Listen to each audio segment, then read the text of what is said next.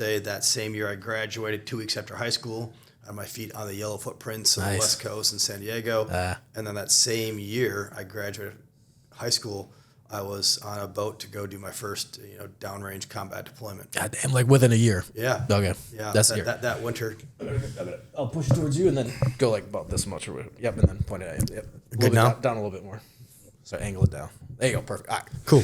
Make sure. Yeah. So, that same year I was on my first combat deployment. The same year I graduated high school. That's awesome. That's cool. I share the similar story. I was boot camp July of 05. Graduated May of 05. July 05 was in Iraq. March of 06. Yeah. So it's like March of 03 is when we crossed the LOD into Kuwait and then into Iraq. So it's literally the same trajectory. Yeah. What unit were you with? What was 1-4. 1-4. Okay. That's awesome. So what was the fight like during the invasion?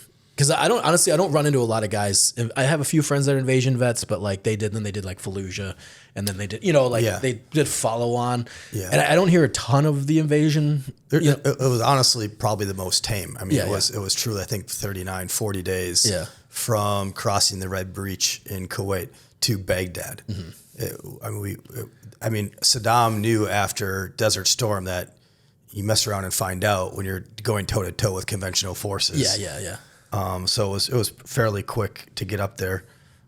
It was the second deployment was much more kinetic. Yeah. Once the Sadr militia built and you had all the outside insurgency guys kind of come in, and then it's easy to take, it's hard to hold. Yeah. So that that's when the U.S. ran into problems and they just lingered. Yeah. No, I remember it. I got like I said March of 06, so we were like right before the surge. Doing the same, like holding operations in Barwana, Haditha Triad over by Haditha Dam.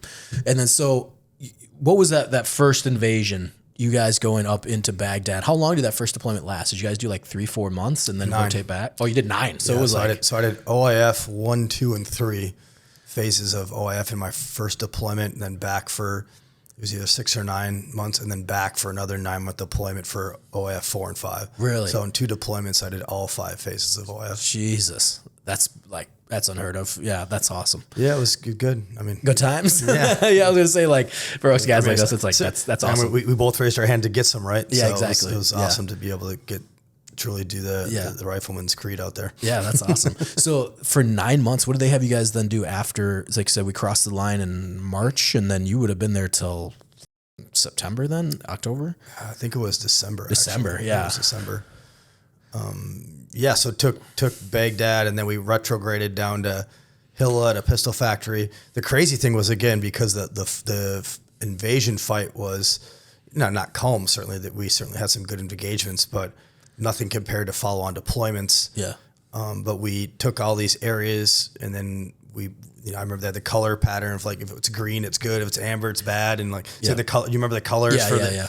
So we essentially would just go from Providence to Providence, pacify it. Yeah. And then I came back for my second deployment and came back to all the same Providences, and they're all shambled. Yeah, we lost everything. Yeah. It's like, what the heck? Yeah. How do we lose all these areas that we'd pacified? And it was like safer in Iraq than it was in North Minneapolis when I left after my first deployment. Yeah. And came back, and it was chaos. Yeah, I remember hearing about that, like when guys were like, no, it was actually pretty chill. And then it got into 04, and that's when it really started popping off. Like with, the Najaf, or the Fallujah Bridge and Najaf. Najaf, then Fallujah, and then Ramadi. Yeah.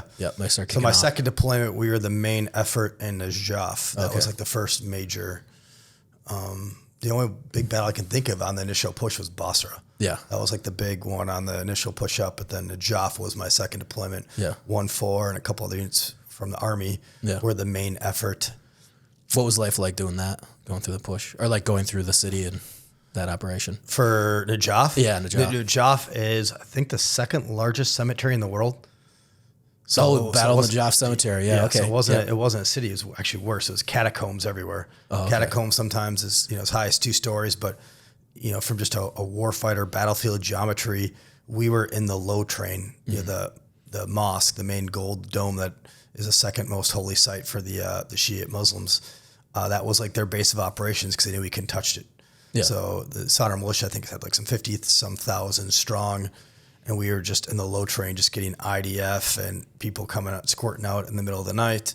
because you can't guard. That's truly a 360 fighting environment. We were trying to mosques and catacombs, and we were very restricted on what we could and could not do, kind of hamstrung. And then that was at the kind of the turning point where we thought we still owned the night for MVGs and night operations. And that's when the, off the shelf commercial technology and them acquiring nods from, previous battles around the country, the bad guys got nods too. Yeah. And that kind of caught us with our pants down a couple of times. And that's how I lost some of my brothers, as we didn't know that they had night vision capabilities and poor tactics. Yeah.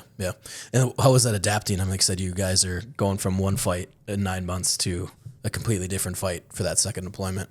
Did you, when you're doing the workup, were you guys like, this might not be that big a deal, or, and then once you get there, you're like, wow. Yeah, good question. Yeah, I don't think that we were as prepared to have that big of a change in the. It was more just paying the man. The first deployment, like burning all the burners and the I did it too. I mean, that's what you do is a boot, right? Every boot does it. Yep. I did it. Yep. So I did that my first deployment, and then just living in your fighting hole. Like my house was the size of this table. For 3-4 months, whatever we dug, that was the house that I lived in. Sometimes we were digging in like garbage posts and compost piles and just trash and just heinous, horrible things. And we again, just paying the man. We outfought our food, for 3 days. Once we didn't have food, which sucks if you're fighting in a desert, like you need food for calories. We outfought water a couple times. They'd shoot up the water buffalo, the water container supplying our water. So logistically, the initial push was much more complex, and just the conditions. There was no chow halls, there's no DFACs, there's no showers.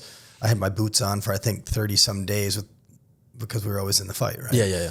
CBRN suits, so it was just different kind of things. Not I guess probably as many physical threats as later on following deployments, but definitely more just like out there. Yeah.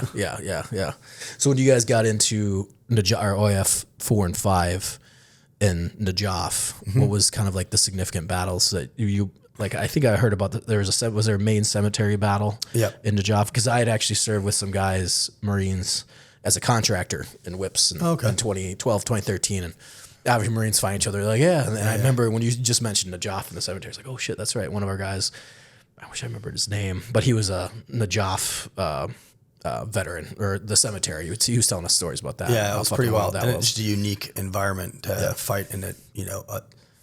To put in context for your listeners, it's just Google Najaf Cemetery. It's the size of a city. Yeah, but it's just catacombs and graveyards and again, when you just look at a picture, it's the low terrain is all surrounding that mosque, and they had 50,000 strong under Saddam's militia, or Muqtada Sadr's militia, and they had 120 mortars and indirect fire, and they had FOs, and we again poor tactics. We just didn't know. That was the first time we were fighting against guys that had nods, and we were tying in our hingemen on our lines. We're using the fireflies. Yeah. So we were just marking for them to drop on us. Yeah. So that's how I lost one of my best friends. Is easy target there. And then was there like from the command issue, like were you guys talking to your command like we need to switch this up? Were you guys Marines always deal with a lot of bullshit, and were you guys seeing that bullshit on the wall of like, hey, they're in the mosque, you don't want us to go in the mosque, we should go in the mosque? Yes, that was really annoying to get. We knew where the indirect fire was coming from. Yeah. We knew where the dense bad guy epicenter was, and yet we couldn't do anything. It took like a SecDef approval to get within like 2 blocks of that mosque. It took like a 4-star to get within 6 blocks, and like the MU commander within like 8 blocks. It was like these rings outside of it. And it sucks when your friend blows up in your arms, and we know where they're shooting at us from, but we can't do anything. Can't even go get it or go into the area. Yeah.